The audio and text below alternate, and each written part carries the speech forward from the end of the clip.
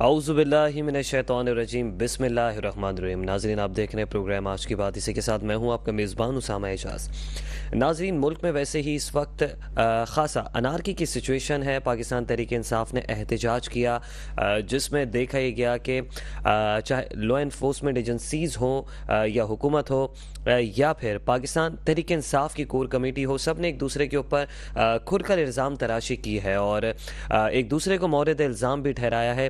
ایک مرتبہ پھر سے احتجاج کی ہوا چلی ہے اور یہ احتجاج کی ہوا اس وقت حکومت کے مخالف ہیں۔ مولانا فضل الرحمان، اس سے قبل دیکھا گیا کہ حکومت بنانے میں ایک بہت بڑا اور اہم کردار بھی مولانا فضل الرحمان نے ادا کیا، پی ڈی ایم کی قیادت بھی کی ہے، لیکن اس وقت جو ہے پاکستان پیپلز پارٹی ہو، پاکستان مسلم لیگ نون ہو، ان دونوں ہی بڑی جماعتوں کی مولانا فضل الرحمان سے تلخیاں ہر گزرتے دن کے ساتھ بڑھتی جا رہی ہیں۔ دینی مدارس بل کی منظوری کا معاملہ ہے، مولانا فضل الرحمان نے احتجاج کا عندیہ دے دیا ہے اور یہ بھی کہا ہے کہ اب ڈیڈ لائن ختم ہو چکی ہے، اب ہم مارچ کریں گے اسلام آباد کی جانب۔ ناظرین، احتجاج کرنا سب کا آئینی بنیادی اور قانونی حق بھی ہے، آئین بھی ہمیں اس چیز کی اجازت دیتا ہے، پارلیمان بھی ہمیں اس چیز کی اجازت دیتا ہے اور ہر ذی شعور معاشرے میں احتجاج کرنا جو ہے وہ اپنی آواز آگے پہنچانا ارباب اختیار تک اس کی مانند سمجھا جاتا ہے۔ لیکن ناظرین، اس وقت مولانا فضل الرحمان نے جب دینی مدارس بل کی منظوری کا معاملہ اٹھایا ہے، ایسے میں ایک ایسی شخصیت بھی ایک مرتبہ پھر سے ابھری ہیں جو کہ کافی عرصے سے کسی سیاسی جماعت کا حصہ نہیں ہے، خواہ ان کا پہلے ماضی میں تعلق پاکستان تحریک انصاف سے ضرور رہا، لیکن اس وقت جو ہے وہ کس کے کہنے پر چل رہے ہیں، کس کے ڈکٹیشن پر چل رہے ہیں، کس کے ساتھ ہیں، کون انہیں سپورٹ کر رہا ہے، یہ کچھ بھی کہنا اس وقت قبل از وقت ہوگا کیونکہ پکچر کلیئر دکھائی نہیں دے رہی۔ اس وقت مولانا فضل الرحمان کا جو پیغام ہے اور جو حکومت اور مولانا فضل الرحمان کے درمیان تلخیاں ہیں اسے کم کرنے کے لیے پاکستان تحریک انصاف کے سابق وزیر بھی رہ چکے ہیں، سابق سینئر رہنما بھی رہ چکے ہیں جن کا اس وقت کسی بھی سیاسی جماعت سے تعلق نہیں ہے، ہاں البتہ وہ اس ملک کے سینیٹر ضرور ہیں۔ انہوں نے فیصل واڈا صاحب نے جو ہے یہ پل کا کردار ادا کرنے کا فیصلہ کر لیا ہے، رابطہ کار بننے کا انہوں نے فیصلہ کر لیا ہے تلخیاں کم کرنے کے لیے۔ کبھی جو ہے وہ ایم کیو ایم کے دربار میں حاضر ہو رہے ہیں تو کبھی وہ پاکستان پیپلز پارٹی کے آستانے جا رہے ہیں، کبھی وہ حکومتی نمائندوں سے مل رہے ہیں، کبھی وہ مولانا کے پاس جا رہے ہیں۔ تو اس سے صاف یہی ظاہر ہوتا ہے کہ شاید انہیں کوئی بھاری ذمہ داری سونپی گئی ہے، لیکن ہم اس وقت کسی قسم کے الزام کی جانب نہیں بڑھیں گے کیونکہ ہر کسی کے اپنے اپنے نظریات ہیں، ہر کوئی تصویر کو مختلف جو ہے زاویوں سے اور مختلف رخ سے دیکھتا ہے۔ اس وقت ہمارے معزز مہمان بھی ہمارے ساتھ اسٹوڈیو میں موجود ہیں۔ راؤ عمران صاحب ہیں، آپ سینئر تجزیہ کار ہیں، سیاست پر آپ کا ایک وسیع تجربہ ہے، ایک گہری دلچسپی رکھتے ہیں ملکی حالات و واقعات کے اوپر، اور ساتھ ہی ساتھ ہمارے ساتھ پاکستان تحریک انصاف کے رہنما جاوید صدیقی صاحب بھی موجود ہیں۔ راؤ عمران صاحب، جاوید صدیقی صاحب، بہت شکریہ آپ ہمارے دونوں معزز مہمان اسٹوڈیو تشریف لائیں اور اس اہم موضوع کے اوپر گفتگو کرنے کا آپ نے ہمیں موقع دیا۔ جناب راؤ عمران صاحب، آپ کی جانب آؤں گا، یہ بتائیے گا ایک شخص کے جس کا تعلق ہی کسی سیاسی جماعت سے نہیں ہے، البتہ وہ اس ملک کا سینیٹر ضرور ہے، تو کیا سمجھتے ہیں، کیا انہیں کسی نے ایسی ذمہ داری سونپ دی ہے آپ یہ تلخیاں ان کو ختم کریں، مولانا کو بھی منائیں، ایم کیو ایم کے دربار میں بھی جائیں اور جا کے حکومتی وفد سے بھی ملیں، پاکستان پیپلز پارٹی سے بھی ملیں، آصف علی زرداری صاحب سے بھی ملیں، ایسی کون سی منت ہے جو تمام درباروں پہ جا کے پوری کی جا رہی ہے؟ سر جی، بسم اللہ الرحمن الرحیم۔ دیکھیے، آپ اپنے سوالات میں بہت سے جوابات خود ہی دے کر چلے گئے۔ یہ جو فیصل واڈا کا جو تعلق ہے نا، آپ نے اکثر دیکھا ہوگا کہ اکثر کوئی گاڑی یا مشینوں کے لیے کسی پانے کی ضرورت ہوتی ہے، نٹ بولٹ جو ہوتا ہے اس کو سیدھا کرنے کے لیے، سخت کرنے کے لیے، کھولنے کے لیے، تو میں سمجھتا ہوں کہ فیصل واڈا کی حیثیت اس پانے سے زیادہ نہیں ہے۔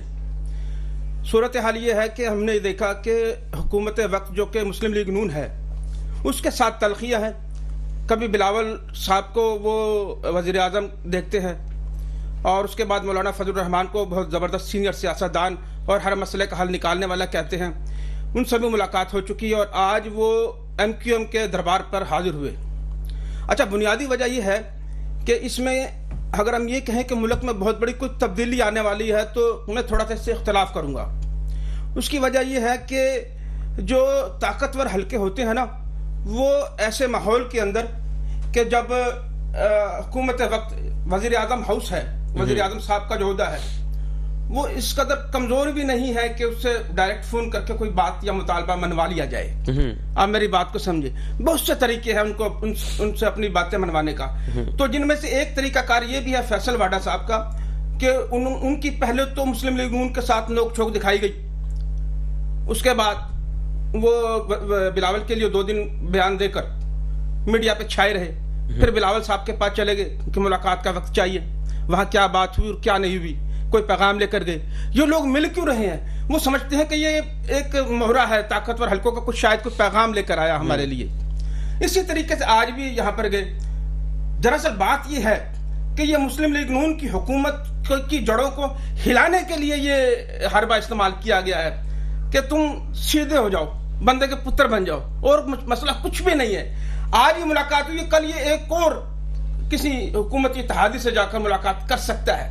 لیکن بنیادی مقصد یہی ہوگا کہ آپ تھوڑا سا دل میں گمان لے کر آئے کہ آیا کہ تحریک انصاف والوں کا, کیونکہ اس کو بھی کچھ دن پہلے وہ چھڑوانے کی بات کر رہے تھے خان صاحب کو کہ میں ان کو رہائی دلوانے میں بھرپور کردار ادا کروں گا. ایسی باتیں فواد چودھری بھی کرتے ہیں کہ مقتدرہ حلقوں میں اور پی ٹی آئی میں محبت کی پینگیں بڑھ گئی اور رابطے بڑھ گئے, تو یہ خوف دلانے کی کوشش ہے. اچھا, پھر یہاں سے کوئی بندہ اٹھے گا اور جا کے ان سے بات کرے گا کہ سر یہ کیا چل رہا معاملہ, وہ اپنے معاملات اور مطالبات کو سیدھا کرنے کے بعد اسی شباب اسپیڈ کو جاری رکھیں گے.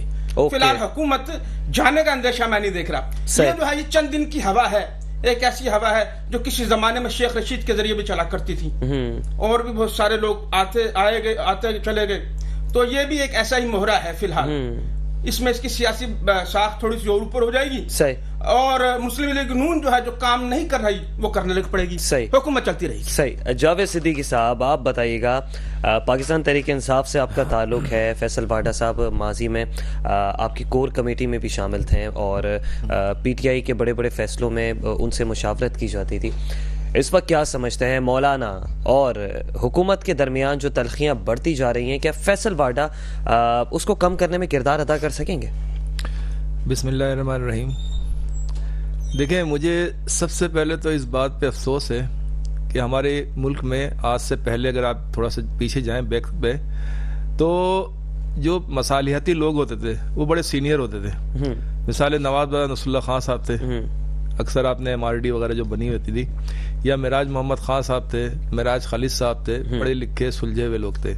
اور اب مجھے افسوس ہو رہا ہے کہ ہم اس نہج تک پہنچ گئے کہ فیصل واڈا جیسے لوگوں کو ہم استعمال کر رہے ہیں. مطلب آپ نے دیکھا ہوگا کہ ہمارے وقت میں بھی آپ نے دیکھا ہوگا فیصل واڈا جو تھے ان کے اوپر میڈیا پہ آنے سے پابندی لگائی تھی, کیونکہ وہ بے پر کی بولتے رہتے تھے, جس کا نہ کوئی سر ہوتا تھا, اور جوتا لے کے آ گئے تھے. تو اس پہ ہماری پارٹی نے ان پہ میڈیا پہ پابندی لگا دی تھی, کیونکہ وہ اس قابل نہیں تھے کہ بات کر سکیں. دیکھیں, میڈیا پہ جب آپ بات کرتے ہیں تو آپ میں تمیز, تہذیب اور شائستگی کا, کیونکہ ظاہر سی بات ہے بچے بھی دیکھ رہے ہوتے ہیں, بڑے بھی دیکھ رہے ہوتے ہیں. وہ بچے جو سیاست میں آنے کا شوق رکھتے ہیں یا سیاست پڑھ رہے ہیں, تو ان کے اوپر کیا اثرات جاتے ہیں.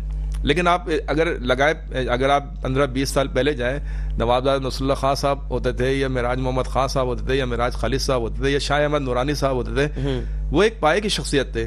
اب ان کی اخلاقیات اتنی گر گئی ہے, اس حد تک گر گئی کہ یہ فیصل واڈا کو ان چیزوں کے لیے استعمال کر رہے ہیں, کہ جس کی ابھی آپ نے دیکھا, ابھی سب جانتے ہیں کہ جس طرح الیکشن ہوئے تھے اور جس طرح نگراں گورنمنٹ کے جو کچھ لوگ تھے ان کو نوازا گیا تھا, اسی طرح, کیونکہ آپ کو پتا ہے کہ یہاں بغیر پارٹی کے کونسلر بننا بھی مشکل ہوتا ہے, سینیٹر تو بہت دور کی بات ہے.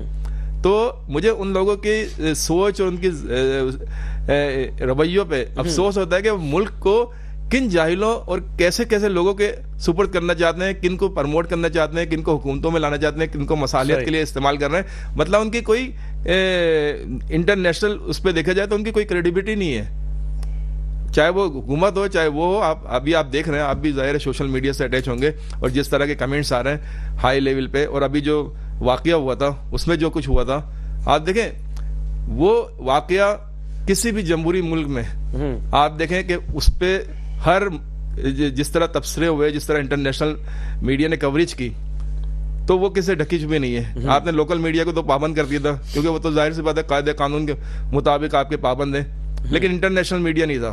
پھر آپ یہ دیکھیں کہ وہاں پہ جو لوگ تھے, جتنے بھی لوگ تھے اسلام آباد میں, وہ پاکستان کے ہر حصے سے آئے تھے.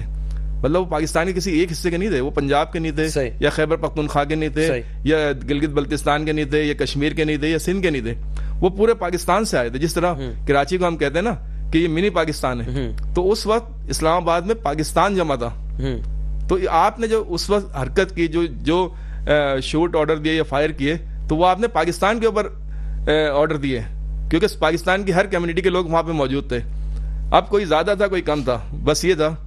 تو اسی لیے اس کا جو حل ہے وہ یہی ہے کہ جس طرح ظاہر سی بات ہے کہ آپ تحقیقات کروا کے جنہوں نے آرڈر دیا, جنہوں نے یہ کام کیا, ان کے خلاف ایف آئی آر کٹوائیں, ان کے خلاف قانونی کارروائی کریں, تاکہ لوگوں کو کچھ ہو. ظاہر سی بات ہے جس کا بھائی مرا, جس کا بیٹا مرا, جس کا شوہر مرا, وہ اس طرح تو معاف نہیں کر دیں گے نا. اس طرح کہ چند دن میں وہ بھول جائیں, یہ تو ایک پوری زندگی کا روگ ہوتا ہے. تو یہ سوچنا کہ چند دن میں لوگ بھول جائیں گے, اب ایسا نہیں ہوگا, کیونکہ اب سوشل میڈیا کا دور ہے. اب آپ پوری دنیا سے کمنٹس آتے رہتے ہیں. ٹھیک ہے جاوید صدیقی صاحب, آپ نے جو کہا اسی کو آگے بڑھیں گے اور موضوع گفتگو بنائیں گے. ناظرین, تحقیقات کی بات ہوتی ہے تو تحقیقات اس ملک میں بے نظیر کے قتل کی تحقیقات جو ہے اس میں اب تک کوئی پیش رفت نہیں ہو سکی. اسکاٹ لینڈ یارڈ کی ٹیم جو ہے وہ یہاں پر تحقیقات کے لیے ضرور آئی تھی, لیکن فیصلے جو ہیں وہ کیا ہوئے, کیسے ہوئے, کس طریقے سے تحقیقات رکوا دی گئیں. ساتھ ہی ساتھ ثانیہ کارساز ہے, اس کی بھی اس وقت تک کوئی ایسی تحقیقات سامنے نہیں آئی ہیں. نصر اللہ بابر کا بھی اگر ہم دور اٹھا لیں, اور جس طریقے سے غیر ریاستی آپریشن اس کرۂ خاک پہ ہوا تھا, اس کی بھی اب تک کوئی تحقیقات سامنے نہیں آئی تھی. البتہ نہ کوئی نقشہ پیش کیا جا سکا, اور بعد میں کہہ یہ دیا گیا کہ جو ہے وہ پیچھے سے پریشر تھا اور ہم نے جو ہے ایک منفی پروپیگنڈا کیا تھا. تو اسی کے اوپر بات کریں گے. ہم وقت ہوا ہے شارٹ بریک کا, بریک کے بعد پھر حاضر ہوتے ہیں.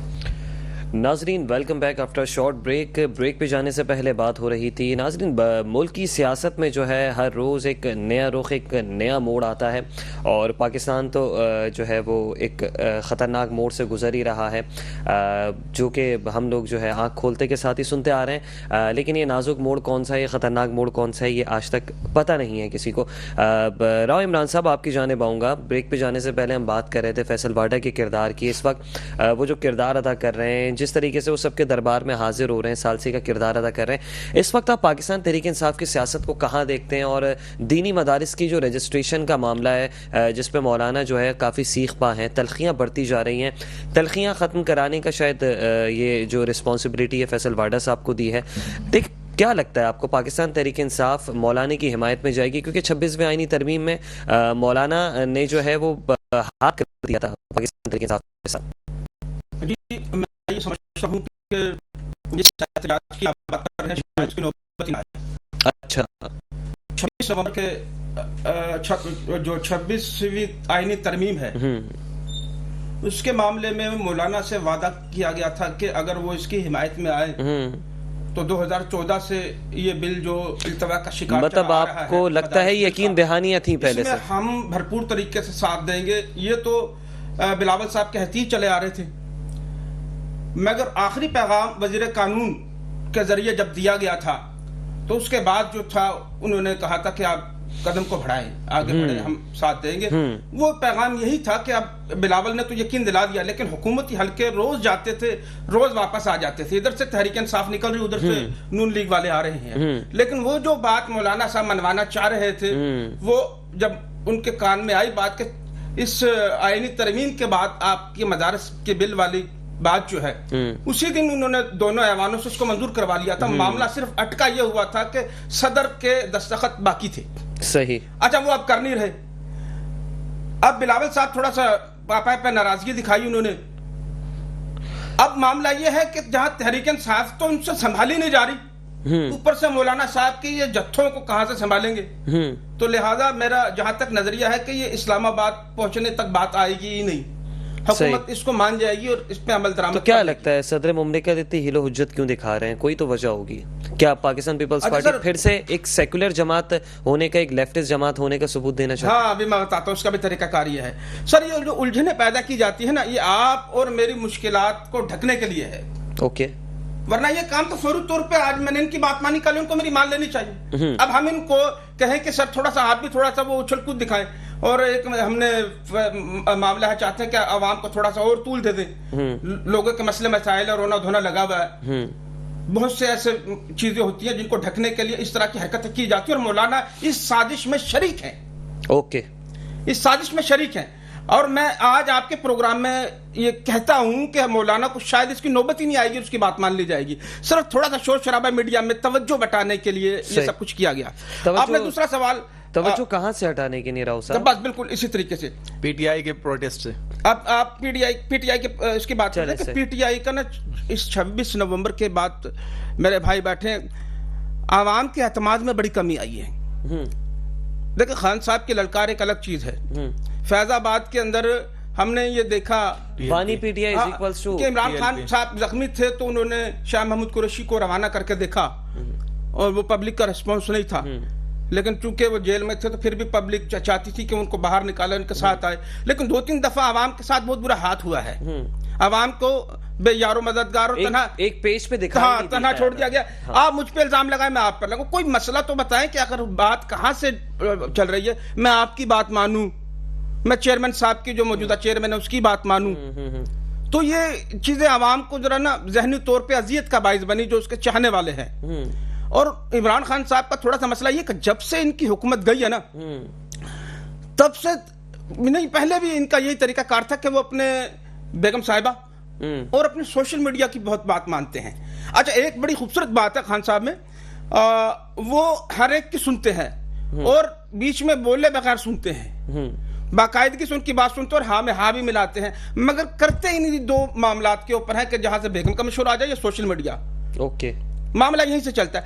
अब बाहर से जाने वाला आके मीडिया में कुछ भी बात कर जाएगा, कोई भी बात कह देगा, वो लीक तो हो गई बात, लेकिन फिर अगले दिन बात कुछ और आ जाती है सामने, खान साहब कुछ और कह देते हैं। तो ये एक ऐसा इबहाम है जिसने कारकुनों, लीडरशिप और कप्तान के दरमियान 3 धड़ों में मामलात को खराब किया, खलीज पैदा हो गई, खलीज पैदा की हुई है। और ये अब अगर मैं समझता हूँ अब शायद ये कोई ऐलान कर दे कि हम फिर आ रहे हैं, हाँ, तो अब पब्लिक शायद वो रिस्पॉन्स ना दे, क्योंकि देखिए ये तीसरी मर्तबा तो मुसलमान पर भी जायज नहीं है कि वो उसको देखे। अभी आप देखिए कि कितनी गलत फैसले और कितनी गलत हिकमत अमली चली है कि आपने देखा कि आप मीडिया पर भी अपने झगड़ों को ला रहे हैं और कह रहे हैं कि आप इसके जिम्मेदार हैं। आपने अली अमीन गंडापुर पर देखा कि उन्होंने इस पर इल्जाम लगाया खातून साहिबा ने, और उन्होंने उससे डिनाई कर दिया। और एक और बड़ी मजे की चीज कि ऊपर से आप मामले को इस्तेहकाम की तरफ लेकर जाएं, कोई डील की तरफ लेकर जाएं। वो कहते हैं कि मैं महमूद गजनवी की तरह हमले करता रहूंगा। सही, लेकिन वो उनके नाकाम हमले थे वो सारे। सही, कौन सा हमला था जो कामयाब हुआ था? उन्होंने हुकूमत के सोमनाथ मंदिर गिराने के चक्कर में, सोमनाथ के मंदिरों को गिराने के चक्कर में ये बात भूल रहे हैं कि खान साहब के लिए आप मजीद मुश्किलात पैदा कर रहे हैं। सही। जावेद सिद्दीकी साहब, सिविल नाफरमानी की धमकियां दी जा रही हैं, पीटीआई रहनुमा बैकफुट पर हैं, तो इन धमकियों का मकसद क्या है फिर? देखें, मसला ये है कि इस वक्त जो पोजीशन है वो आपको भी इसका इल्म है कि और ये अभी की नहीं है, ये तकरीबन एक जब से हुकूमत बनी है, जब से निगरान हुकूमत बनी है, इस तरह की साजिशें की जा रही हैं और वर्करों को डिवाइड करने की कोशिश की जा रही है। बहुत सारे लीडरशिप आपने देखा, इस्तेहकाम पार्टी बना दी गई और इस्तेहकाम पार्टी में कामयाब नहीं हुए। मौजूदा पीटीआई की बात कर रहा हूं। नहीं, ये उसी वक्त से ये सिलसिला चल रहा है, आहिस्ता आहिस्ता आईपीपी अलग जमात हो गई। नहीं, आप ये देखें ना, आईपीपी के अलावा जो हमारे अंदर जो लोग आए, जाहिर सी बात है एक वकला की बहुत बड़ी टीम आई, उसके अलावा दूसरे तो नहीं। लेकिन आप ये बताएं कि जब सुप्रीम कोर्ट, हाई कोर्ट, तमाम कोर्ट्स जब उनको बरी करने का ऑर्डर दे चुकी हैं, तो आप क्यों उनको पाबंद सलासल किए हैं? उसकी वजह सिर्फ यही है, कंफ्यूजन फैलाना। ये मैं बार बार अपने प्रोग्राम में बोलता हूं कि आज पीटीआई के बानी आ जाए तो फिर लोग किसी की नहीं सुनेंगे, सिर्फ उनकी सुनेंगे, क्योंकि जाहिर सी बात है अभी डायरेक्ट रसाई नहीं है, बीच में मुख्तलिफ लोग होते हैं, वो मिल के आते हैं। और आप देखें कि कुछ लोगों को इजाजत मिलती है, कुछ को नहीं मिलती, तो इसकी क्या वजह है भाई? मसला ये है कि चले ठीक है जो भी है, लेकिन जो मिलना चाहता है वो मिले जिसको। लेकिन आप देखें पसंद, यहाँ भी पसंद, इसका मतलब ये है कि एस्टेब्लिशमेंट की ये पूरी साजिश है। और आप देखें, अगर आप जो वाकया हुआ था उसमें भी आप जो बता रहे हैं कि मुख्तलिफ कन्फ्यूजनें थी, बहुत सारी चीज़ें थी, लेकिन आपने देखा कि उस वक्त फायरिंग से पहले 24 घंटे पहले अगर आप देखें तो उसमें आर्मी के जवान और पुलिस रेंजर्स के वो लोगों को कोई कुछ नहीं कर रहे हैं और कह रहे हैं कि आप मुजाहरा करें, सब कुछ करें। और उसके बाद फिर आप देखें कन्फ्यूजन फैलाई जा रही है कि अली अमीन गंडापुर चले गए, बुशरा भी चले गए। तो جب آپ اس طرح دیکھیں یہ کسی کے وہم و گمان میں نہیں تھا کہ اس طرح کا ہوگا. خان صاحب کی جو سسٹر ہیں علیمہ خان صاحبہ, ان کی جانب سے بشرا بی بی کے اوپر الزامات لگائے جا رہے ہیں. بشرا بی بی ان پہ الزامات لگا رہی ہیں, علی امین گنڈاپور پہ الزامات لگا رہی ہیں. علی امین گنڈاپور جو ہے وہ عذرائے مذاق لے رہے ہیں ان کے مذاق کو. سر یہ خلفشار تو بڑھتا جا رہا ہے. دیکھیں خلفشار یہ اسی وقت ختم ہوگا. دیکھیں علیمہ خان تو وہ ان کی بہن ہے. جس دن آپ کے سوشل میڈیا کو لگام ڈلے گا شاید اس دن ختم ہو جائے گا. سوشل میڈیا نہیں, وہ تو خیر اپنی اپنی ایک رائے ہوتی ہے, ظاہر سی بات ہے, ہر آدمی اپنی ایک رائے دیتا ہے جو بھی ہے. لیکن دیکھیں علیمہ خان کی بہن ہے, ان سے ان کا رشتہ سیاسی نہیں ہے, وہ ایک خونی رشتہ ہے. تو لازمی سی بات ہے کہ ان کی جو ہوگی وہ ایک بات کی الگ اہمیت ہوگی. اور علی امین گنڈاپور ایک سیاسی ظاہر سی بات ہے ورکر ہے یا اس وقت چیف منسٹر جو بھی ہے, ان کی ایک الگ بات کی اہمیت ہوگی. اور لیکن یہ ساری کنفیوژن ختم صرف اس وقت ہوگی جب خان صاحب باہر آئیں گے اور جو حقیقت ہے وہ اپنے وارکر اپنے کارکنوں کو بتائیں گے. لیکن یہ جو پابند و سلاسل رکھا ہوا بغیر کسی وجہ کے اور کورٹ کے, آپ یہ دیکھیں آئین اور قانون آپ کہتے ہیں تو آپ کورٹ کے فیصلوں پہ عمل کیوں نہیں کرتے؟ کورٹ رہا کرنے کی کا حکم دیتی ہے, سپریم کورٹ ہائی کورٹ ہو گیا 9 مئی جی ایچ کیو حملہ کیس میں. دیکھیں اب 9 مئی کی بھی حقیقت سامنے آ گئی. اسلام آباد میں جو سازش کی گئی اور جس طرح کی گئی اس سے 9 مئی کی بھی حقیقت سامنے آ گئی کہ وہاں بھی اسی طرح لوگوں کو شامل کر کے یہ سب کروایا گیا. اگر آپ سمجھتے ہیں کہ گولی غلط چلائی, ایک مثال ہے, ظاہر سی بات ہے آئی ایس پی آر اپنا ایک بیان دے رہا ہے, حکومت ایک اپنا بیان دے رہی ہے.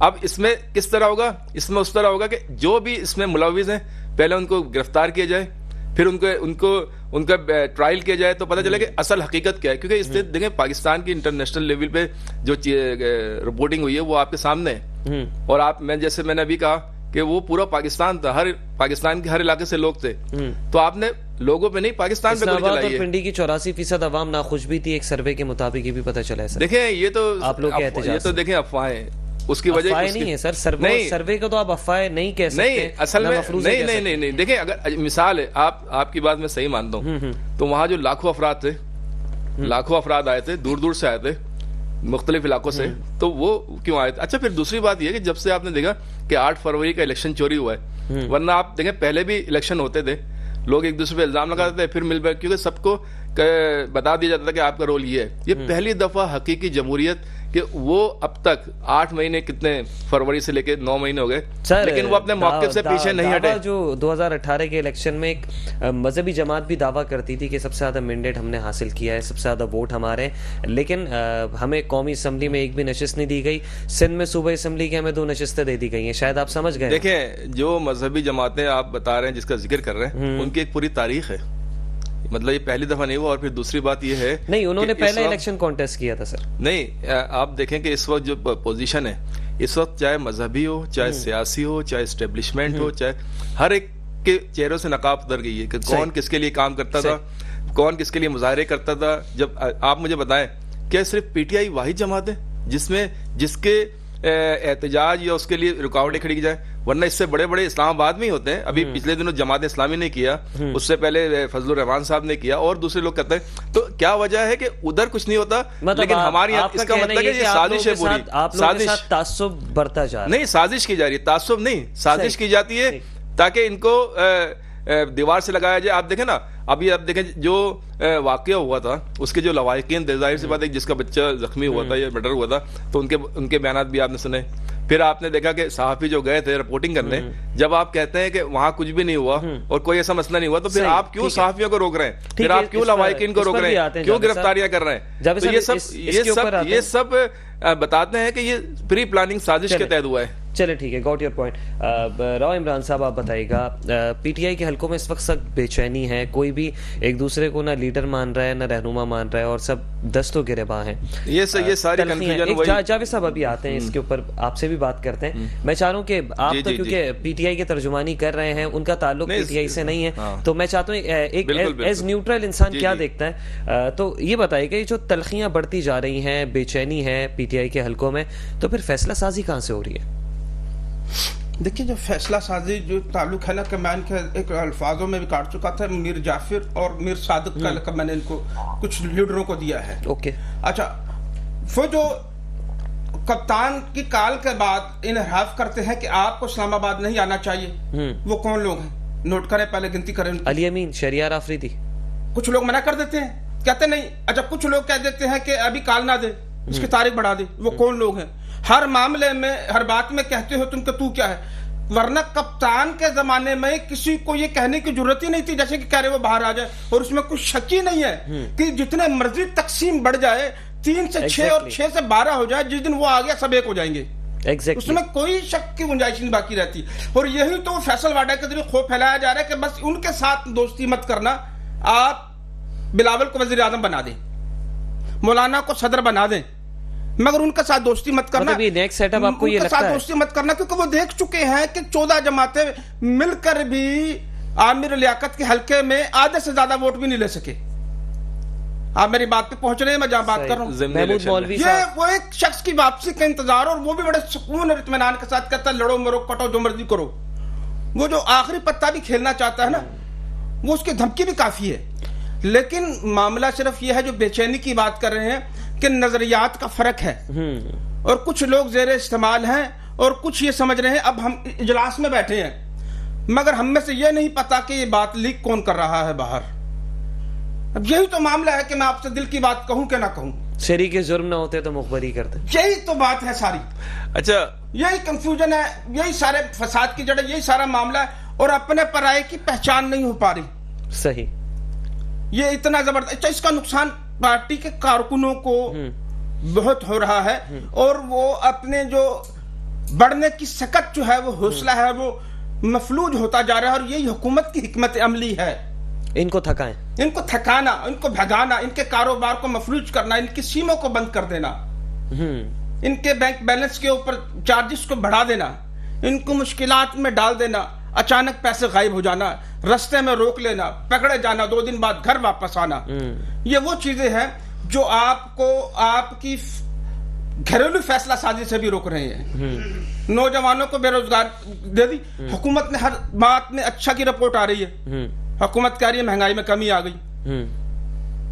ہم 1000 کا نوٹ جیب میں ڈال کر بھی صبح کا ناشتہ نہیں کر سکتا کوئی غریب آدمی. حکومت کہہ رہے کہ زندہ باد کے نعرے, لیکن وہ پبلک کو اس طرح, کیونکہ پبلک کو اس کو معلوم ہے اس حکومت کو. اگر میں خواجہ آصف ہوں تو میرا بیٹا یا میری بیٹی عمران خان کی حمایت میں ہے.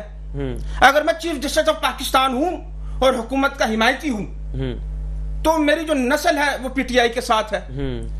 اب اس نسل کو کس طریقے سے تھکانا ہے ہم نے, ادھر بھی فیصلہ سازی ہے, صحیح, ادھر بھی قوت ہے کہ ہم چائے کے ڈھابے پر بیٹھ کر کیا فیصلہ کرنے لگے ہیں. ہر جگہوں پر یہ معاملہ ہے, لیکن حکومت کبھی بھی یہ نہیں چاہے گی کہ تحریک انصاف سے ہم مذاکرات کریں. صحیح, اور حکومت چاہے بھی تو نہیں کر سکتی, کیونکہ اس کا فیصلہ بھی کسی اور نے کرنا ہے. تو فیصلہ جس نے جاوید صدیقی صاحب آپ بتائیے, تحریک انصاف نہیں جا رہی, اصل میں وہ تو چاہ رہے ہیں لیکن تحریک انصاف نہیں جا رہی ہے. تحریک انصاف چاہے بھی اچھا, تو حکومت بے وزن ہے اس معاملے میں. اگر میں آپ سے مل کے بیٹھوں, میں وزیر اعلیٰ ہوں, میں مریم نواز ہوں, یا میں وزیر اعظم ہوں شہباز شریف, اور میں آپ کے ساتھ بیٹھ جاؤں اور آپ کپتان کے نمائندے, خدا کی قسم ہماری میٹنگ بیکار ہے. اچھا, میں پرائم منسٹر بیکار ہے, صحیح, میں عمل ہی نہیں کر سکتا اپنی بات پر. اچھا ابھی جیسے عمران صاحب نے ابھی کہا, مہنگائی کے بھی ذکر کیا, تو ابھی آپ نے بلکہ بیان بھی سنا ہوگا کہ انہوں نے کہا کہ 6 سال کی کم ترین سطح پہ آ گئی ہے. ابھی شہباز نہیں, میں آپ کو ایک بات یہ کہنا چاہ رہا تھا کہ 6 سال کی اگر کم ترین سطح پہ آ گئی تو 6 سال پہلے جتنے کا پیٹرول تھا, جتنے کی بجلی کے یونٹ تھے, جتنے کی گیس کے یونٹ تھے, جتنے گروسری کے ریٹ تھے, وہ کیوں نہیں آ رہے؟ یہ مطلب کہ آپ اسٹاک ایکسچینج کا بھی بتا رہے ہیں کہ پتہ نہیں آسمان کی بلندیوں پہ پہنچ گیا, مہنگائی کی کمی کے بھی نویز سنا رہے ہیں, لیکن گراؤنڈ ریئلٹی کیا بتا رہی ہے؟ گراؤنڈ ریئلٹی بتا رہی ہے جیسے ابھی ہمارے عمران بھائی نے کیا 1000 5000 کا نوٹ لے کے جائیں, لیکن اس کی کوئی ویلیو نہیں گروسری ہلکی پھلکی چیزوں میں. اچھا دوسری بات یہ ہے کہ جیسے یہ بیانیہ دیتے تھے کہ ووٹ کو عزت دو, اور ایک ان کا دوسرا بیانیہ تھا جو آپ نے جاوید لطیف وغیرہ اکثر بولتے تھے کہ جی حکومت ہم نے نہیں لی, ہمیں دی گئی ہے. تو ایک تو ووٹ کو عزت دو, 8 فروری میں جو دھاندلی کر کے آئے تو اس سے ان کا یہ بیانیہ غلط ہو گیا. اب اسلام آباد میں جو ایک بہت بڑا ہجوم لاکھوں کی تعداد میں جمع ہوا تھا, اگر آپ کو زبردستی حکومت دی گئی تھی آپ ریزائن کرتے اور اپنی عزت بچاتے. جب آپ دیکھ رہے ہیں کہ عوام جو ہے روڈوں پہ آ گئی ہے ہمارے خلاف, تو اس کا مطلب آپ کے دونوں بیانیے جھوٹ پہ مبنی تھے, غلط بیانی پہ مبنی تھے. نہ تو آپ ووٹ کو عزت دینا چاہتے تھے, نہ آپ حکومت میں زبردستی لائے گئے, بلکہ یہ آپ کی خواہش تھی کیوں؟ کیونکہ آپ کی ساری عیاشیاں حکومت میں رہ کے چل سکتی ہیں، حکومت سے باہر نہیں چل سکتی. تو جاوید صاحب آپ کی آمدنی کے جو پاکستان مسلم لیگ نون نے ماضی سے کیا سیکھا؟ کیا اپنا دیکھیں ماضی سے وہ لوگ سیکھتے ہیں جو سیاستدان ہوتے ہیں، جو لٹیرے ہوتے ہیں وہ ماضی سے کچھ نہیں سیکھتے. مطلب جس کا کام لوٹ مار کرنا ہے وہ ماضی سے کیا سیکھے گا؟ کیونکہ اس کی اگر لوٹ مار بند کر دیتا ہے تو اس کی عیاشیاں بند ہو جائیں گی. مطلب کرپشن بھی دیکھیں یہ سیاستدان نہیں ہے. آپ کو پتا ہے کہ یہ اسٹیبلشمنٹ کے مورے تھے. دیکھیں نا میاں صاحب کی کوئی فیملی بیک گراؤنڈ سیاستدان کہاں تھا؟ یا اگر زرداری صاحب کو دیکھ لیں تو وہ ان کا کوئی اتنا ہائی فائی کوئی سیاسی بیک گراؤنڈ. اب دیکھیں اس وقت پیپلز پارٹی میں بھٹو صاحب جو فاؤنڈر ممبر تھے، مخدون فیملیاں جو تھیں وہ فاؤنڈر ممبر تھی، ان کے لوگ کہاں ہیں؟ ان کے لوگ کہیں نظر نہیں آتے. وہ سیاستدان تھے، سیاسی فیملیاں تھیں، یہ سیاستدان نہیں ہے. بریک کا کہا جا رہا ہے ناظرین، وقت ہوا ہے بریک کا. بریک کے بعد پھر حاضر ہوتے ہیں اور اسی حوالے سے گفتگو کرتے ہیں. Welcome back after short break. ناظرین بریک پہ جانے سے پہلے بات ہو رہی تھی حکومتی کارکردگی کی اور پاکستان تحریک انصاف کی بڑھنے والے اندرونی خلفشار کی. ناظرین حکومت کہتی ہے کہ معاشی اشاریے جو ہے وہ بہتر ہوتے جا رہے ہیں، معاشی حلقوں سے اچھی خبریں آ رہی ہیں، لیکن سیاسی بے چینی کی صورتحال اس وقت ملک میں دیکھ رہے ہیں. ناظرین جب معاشی حوالوں سے اچھی خبریں نہیں آئیں گی اور ان خبروں میں صداقت نہیں ہوگی، امانت نہیں ہوگی، تو لازمی سی بات ہے ملک کی سیاست بھی کہیں نہ کہیں ڈسٹرب ہوگی. راؤ صاحب آپ بتائیے گا، کیا آپ کو لگتا ہے کہ معاشی حوالوں سے، معاشی حلقوں سے اچھی خبریں آ رہی ہیں اس وقت؟ سر دیکھیں کوئی بھی دور اٹھا کر دیکھ لیں آپ پاکستان کی، قیام پاکستان سے لے کر اب تک، جب تک آپ کے سیاسی معاملات سیدھے نہیں ہوں گے، ملک میں سیاسی استحکام نہیں ہوگا اور یہ دستوں کے ربا ہونے کا سلسلہ ختم نہیں ہوگا، جب تک معیشت کی سمت درست ہو جائے یہ ممکن ہی نہیں ہے. پوری دنیا بھی آپ کے ساتھ انویسٹمنٹ کرتی ہے نا تو پہلے دیکھ لیتی ہے کہ ملک میں تو اس وقت خانہ جنگی کی صورتحال ہے. کیا لگ رہا ہے جھوٹے دعوے؟ بالکل جھوٹے دعوے. دیکھیں سب اچھا کی رپورٹیں ہیں اور میرے بھائی شاید سمجھے نا اس بات کو، کیونکہ عمران خان کے دور میں بھی ایسا ہی تھا کہ ان کے وزراء جو تھے اپنی وزارت کو مسلسل رکھنے کے لیے، اس کا تسلسل بڑھانے کے لیے بہت ساری باتوں کو کہتے تھے بہت اچھا چل رہا ہے، سب کچھ بہترین چل رہا ہے. تو ویلڈن کہے گا اکیلا آدمی خدا تو نہیں ہے نا، وہ بھی کہتے تھے ہر حکومت میں ہوتا سب اچھا کی رپورٹ دینے والے. تو عطا تارڑ نے کہا نا یہ آپ تک پہنچا کوئی معاشی اشاریوں کی کوئی جیب میں کچھ رقم میں اضافہ ہوا آپ کی. لیکن اس کے ساتھ ایک اور چیز ہے، وہ ہے انتہا پسندی کے واقعات جو کہ ملک میں معیشت کے لیے سب سے زیادہ نقصان دہ ہے، اس کی کامیابی اور اس کی جڑوں کو مضبوط کرنے کے لیے. وہ انتہا پسندی میں کچھ تحریک انصاف کا اب بھی ہاتھ ہے، وہ میں ثابت کر سکتا ہوں. وہ کس طریقے سے کہ 2022 میں آپ نے دیکھا کہ تحریک انصاف نے ٹی ٹی پی کے لیے دفاتر اور ان کی آباد کاری کے لیے ان کی حمایت کا کہا تھا. ایک بیان تھا ان کا کہ ان کو آباد کیا جائے، ہم دفاتر کھول کے دیں گے، دفاتر کھول کے. اب آپ آ جائیں اس طرف. 6 دسمبر کو بھی کیا ہوا خیبر پختونخوا میں؟ وہ ہوا کہ 250 کے قریب ابھی اسی چند دنوں کے اندر ہمارے فوجی جوان اور عام شہری ان دہشت گرد انتہا پسندوں کے ہاتھوں ہلاک ہوئے. فیصلہ یہ ہوا کہ ہم ان کے خلاف آپریشن کریں گے. بنو کے علاقے ہیں، اس میں جانی خیل ہے اور وادی تیرا ہے، چھوٹے چھوٹے یہ قبائلی ٹرائبل ایریاز ہیں، ان کے اندر چھپے بیٹھے ان میں ہم آپریشن کریں گے.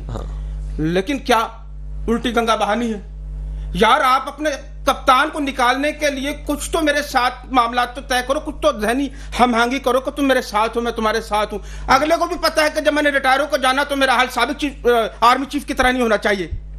لاسٹ میں بھی پیچھے پڑوں، جس طرح نواز شریف بیچ میں کہہ رہا تھا کہ خان صاحب کے ساتھ ہاتھ ملا، لیکن وہ ماننے کے لیے تیار ہی نہیں تھا. نواز شریف کو بھی نظر آ رہا تھا کہ میں لندن میں میرے گھر کے باہر جمع ہو جاتی ہیں لوگ، اس سلسلے کو ختم کرو، میرے بیٹے کو کام بھی نہیں کرنے دے رہے. اس کو بھی پتا تھا. یعنی کہ بے چین نون لیگ ہے، پی ٹی آئی نہیں ہے.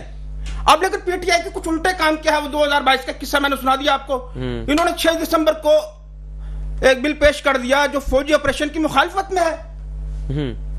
تم کر کیا رہے ہو بھائی؟ جن لوگوں نے آپ کے جینا حرام کر دیا، آپ ان سے پھر مذاکرات. آج تک ان کے ساتھ مذاکرات کر کے آپ کو وفا ملی ہے؟ یہ جہاں چاہے خود کو پھاڑ دیتے ہیں، ساتھ میں ہمارے 150 بندے لے کے مر جاتے ہیں. تو آپ ان کی حمایت میں کیا ثابت کرنا چاہتے ہیں کہ ہم آپ کے ساتھ ہیں؟ مطلب کیا؟ اگر ہم نکلے تو تم بیچ میں 4-5 بندے بھیجو گے؟ کیا مطلب ہے اس چیز کا؟ آپ فوج کی مخالفت کے اندر مسلسل بات کر کے اپنی جو تابوت ہے اس میں مزید کیلوں کا اضافہ کر رہے ہیں. اب مجھے نرمی کی طرف آنا چاہیے. آپ بار بار اپنے سوال میں کر رہے ہیں کہ ماضی سے سبق سیکھے، ماضی سے. माजी से सबक सीखने का तरीका कार यह है कि माजी के अंदाज को भी अपनाया जाए, गधे को भी बाप बनाया जाता है। आप ये देखें कि अभी तक कौन सी ऐसी हुकूमत आई है जो स्टैब्लिशमेंट के बगैर हो या उसकी ताकत के बगैर हो। ये तो बार बार इस पे इल्जाम लगा रहे। 2018 में भाई तुम किसकी वजह से आए थे? इन्हीं की वजह से आए थे ना। तो तुम्हारी बनी नहीं पाती इनके साथ। ये खामोश होंगे तो मैं जवाब अभी यह है कि आप दहशतगर्दी, इंतहापसंदी के खिलाफ, एक मिनट सर, दहशतगर्दी और इंतहापसंदी के खिलाफ पाक फौज का साथ देना चाहिए आपको। उनके खिलाफ मुखालफत में बिल नहीं लाने चाहिए आपको, और उनको बताना चाहिए कि हम आपसे हाथ मिलाना चाहते हैं। हो गया, ये बात हो गई। कुछ अच्छे इकदाम के हाँ मिलाएं। नवाज शरीफ और ये क्या सारी जमातें मिलकर आपका मुकाबला नहीं कर सकती। आपका जिस ताकतवर इदारे से वास्ता पड़ा है ना, उन्होंने तो जिंदगी में किसी की नहीं चलने दी। बाद की बात बाद में देखें। आप खान साहब को देखें। अभी अगर ये जो अभी हमारे इमरान भाई ने बात की टीटीपी या जिसकी भी, इसका एक पूरा बैकग्राउंड है कि जब अफगानिस्तान का मसला शुरू हुआ था तो जिया साहब 3 मिलियन यानी 30 लाख अफगानियों को लेके आए थे और मेहमान के तौर पे, और वो एक तवील सिलसिला चलता रहा। सही है। अच्छा। और अफगानिस्तान में फिर रशिया के साथ जो मसले हुए, फिर वो रशिया चला गया, फिर अमेरिका के साथ हुए, फिर अमेरिका से आपके मुआहदे हुए कुछ। तो आप देखें फिर मुशर्रफ साहब के दौर में ड्रोन हमले हुए। सब ये किसी से ढकी छुपी बात नहीं है, ड्रोन हमले हुए, और वही पूरी कौम ने मुखालफत की। तो मसला ये है कि आपकी गलत पॉलिसियों से पूरे मुल्क और पूरे कौम के में जो हालात पैदा होते हैं, फिर बाद में आप बात करते हैं। तो आप एक इत्तेफाक राय से प्लानिंग क्यों नहीं करते? आप सियासतदानों को क्यों नहीं, उनके सियासी जो तजर्बे हैं उसको मान के और आप उसके हिसाब से चलें। मसला ये है, एक मिसाल है कि अगर हमने मुज़ाकरात, आपने देखा कि हमारे पूरे दौर में, पूरा जो 3.5 साल का दौर था, और उससे पहले केपीके में तो 10 साल और ये तीसरा टर्म है, तो आप नहीं आप ये नहीं, आप लोगों को उंगली नहीं, हम पूरे सूबे में, पूरे सूबे में अमन अमान की सूरत हाल आप देख लें, कोई मामलात नहीं हुए। अच्छा, फिर दूसरी बात, आपको कायदे आज़म का एक फरमान शायद याद हो कि कायदे आज़म ने वो जो कबायली थे, जो आज़ाद इलाके हैं, कहा था ये हमारी फौज है। ये कायदे आज़म के अल्फाज थे, ये मेरे नहीं है, ये इमरान खान के नहीं है, ये कायदे आज़म के, माज़रत के साथ, लेकिन हमारी फौज नहीं। अरे तो उस वक्त ये आपने ये मामलात पैदा क्यों किए होने दिए? मसला ये है कि आप मेरे दोस्त हैं, मेरे साथ उठते हैं, बैठते हैं, खाते हैं, पीते हैं, मेरे इज्जत करते हैं, मैं आपकी इज्जत करता हूँ, तो फिर कोई ना कोई वजह तो होगी जो ये मामलात पैदा हुए। यानी कायदे आज़म, और आपने देखा कि एक अरसे तक वहां पे कोई फौज नहीं थी, वो कबायली जो थे, क्योंकि अफगानिस्तान से हमारे उस वक्त इतने अच्छे हालात नहीं रहे, वो तो फिर जब रशिया का हुआ बहुत सारे, लेकिन वर्ल्ड लॉन्गेस्ट वॉर खत्म कराने का क्रेडिट जो है वो हमारी हुकूमत ले लेती है। कौन सा वर्ल्ड लॉन्गेस्ट वॉर हमने खत्म करवाई अफगानिस्तान में, उसका क्रेडिट फिर हमारी हुकूमत क्यों लेती है? तो देखें, मसला ये है कि कुछ हुकूमत को भी क्रेडिट ले, क्योंकि लाजमी सी बात है, बगैर, अब एक मिसाल है केपीके में जो भी कुछ होता है, तो उसमें जो केपीके की जो हुकूमत है उसका भी कुछ ना कुछ तो किरदार होगा ना, या उसका कोई किरदार नहीं, सारा किरदार एस्टेब्लिशमेंट का है। तो अगर आपकी बात सही मान ली जाए तो फिर ये भी गलत है। क्यों? कि जो हुकूमत वक्त है उससे भी आप मुशावरत कर लें कि भाई क्या होना चाहिए। और देखें, इमरान खान साहब ने हमेशा इसकी मुखालफत की है, दहशतगर्दी की इसकी, और कहा ये हमारी फौज है, ये हमारा मुल्क है, ये हमारी कौम है। कभी भी उनका आप कोई बयान उठा के देख ले जो उन्होंने किसी वक्त भी कोई ऐसी बात। लेकिन अगर आप इस वक्त देखें कि जो इस्लामाबाद में हुआ, तो ये भी तो हमारे लोग थे ना, ये भी तो पाकिस्तानी थे ना, ये तो पाकिस्तान के मुख्तलिफ हिस्सों से आए थे, तो आपने इस पे गोली चलाई। अब आप मुझे बताएं कि इन हालात में फिर क्या हालात पैदा होते हैं। तो आप इस तरह के इक़दाम ना करें कि जिससे लोगों में मोहब्बत के बजाय नफरत के जज्बे सर उठाएं। तो इस तमाम तर करंट सिचुएशन में जिस तरीके से पाकिस्तान पीपल्स पार्टी चुप रही और पाकिस्तान मुस्लिम लीग नून के भी मुतादिद रहनुमा, मतलब समझे कि तमाम के तमाम रहनुमा वो खामोश थे, तो आपको क्या लगता है सबने खामोश तमाशाई का किरदार अदा किया? ये है कि इनकी तो कोई औकात ही नहीं है कि ये कुछ बोलें या कुछ करें, क्योंकि उसकी वजह ये है कि हुकूमत जिस तरह इन्होंने बनाई है, जिन लोगों ने बनवाई है, पावर सारा उनके पास है। लाजमी सी बात है, सबको पता है फरवरी में जो इलेक्शन हुए थे उसमें जो रिजल्ट आया था उस हिसाब से 2/3 की मेजोरिटी से पीटीआई की हुकूमत बननी चाहिए थी। और अभी फजलुर रहमान साहब ने खुद कहा कि आज जो हालात पैदा हुए हैं, ये मियां साहब ने ऑफर भी 8 फरवरी मियां साहब ने तहनीती पैगाम भी तो दिया था खान साहब के नाम। دیکھیں پیغام دینا یہ کوئی کرنا، لیکن آپ مینڈیٹ کو ایکسیپٹ کریں نا.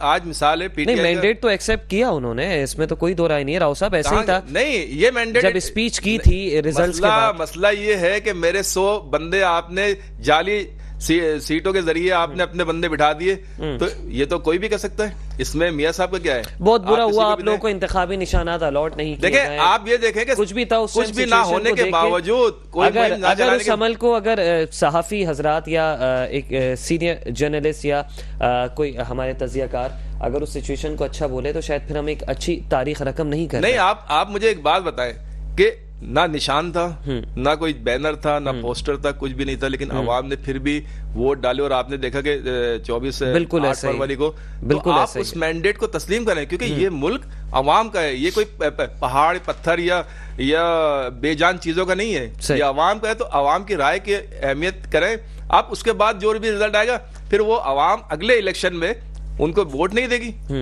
تو آپ جب اس طرح کی دھاندلیاں کرتے ہیں پسند اور ناپسند، تو پھر عوام کے نمائندے نہیں ہوتے، پھر وہ آپ کے نمائندے ہوتے ہیں، پھر وہ آپ کی بات مانتے ہیں، پھر وہ عوام چاہے یہ مرے. اب ایک ایگزامپل سیٹ کرنی پڑے گی راؤ صاحب آپ کی جانب. نہیں یہ تو بہت پہلے کر لینی چاہیے تھی. آج جو اس حالت پہ پہنچا ہے اس کی وجہ، اب آپ کو مجرموں کو پھانسی دینے کا عمل شروع کر دینا چاہیے.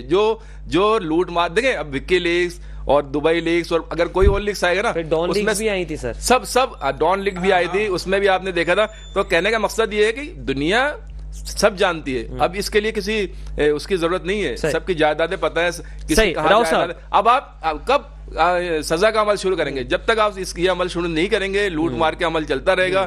پاکستان اسی طرح آپ دیکھیں نا، آج پاکستان کو کوئی بھیک دینے کے لیے بھی تیار نہیں. چلے ٹھیک ہے راؤ صاحب، 70 سال سے آپ یہی کام کر رہے ہیں. اس کے اوپر آتے راؤ صاحب آپ بتائیے گا. عوام عدم اعتماد کا اظہار کر رہی ہے، عوام کہہ رہی ہے کہ جھوٹے دعوے ہو رہے ہیں کہ معاشی اشاریہ ہمارے بہتر ہو رہے ہیں، مثبت سمت کی جانب گامزن ہیں. کیا لگتا ہے ایسے میں میاں محمد شہباز شریف اپنی حکومت کا ٹینیور پورا کر سکیں گے؟ دیکھیے اس کا فیصلہ بھی وہ خود نہیں کر سکتے کہ وہ کب تک رہیں گے. مطلب فیصلہ ساز کوئی اور نہیں. دیکھیں وہ فیصلہ ساز کیا کسی وقت کسی کو بھی نہیں پتا. پاکستان کی تاریخ میں وزراء اعظموں کو صبح کا نہیں پتا ہوتا کہ ہم صبح تک ہیں کہ نہیں. لیکن فی الحال بات چوائس کی ہے، اس کے علاوہ چوائس کوئی نہیں ہے.